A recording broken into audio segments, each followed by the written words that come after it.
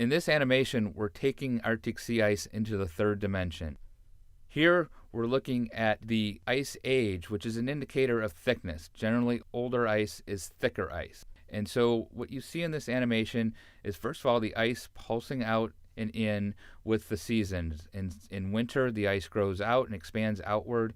In summer, it contracts inward as it melts.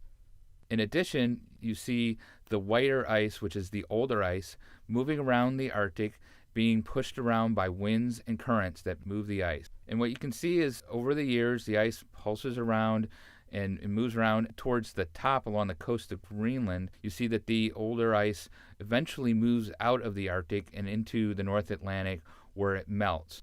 But the ice gets replenished within the Arctic because some of the ice survives each summer and grows older. And particularly in a region north of Alaska called the Beaufort Sea, where the ice spins around in a clockwise direction called the Beaufort Gyre. And that ice can keep spinning around, oftentimes for several years, and gradually getting older and thus getting thicker. Eventually, the ice will spin out of that gyre and go out through Fram Strait. But in the past, what has happened, we've always had enough ice growth and ice aging, enough ice surviving the summers to replenish the older ice that's lost.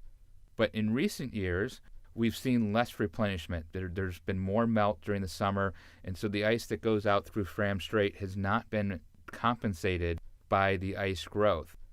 In addition, especially in recent years, we've seen some pretty remarkable things in the Beaufort Sea, where that area that used to be a nursery for the development of the older ice, allow the young ice to age and mature. What we've seen instead is the ice is now more broken up, more scattered, and that's allowing the older ice to melt within the Beaufort Sea.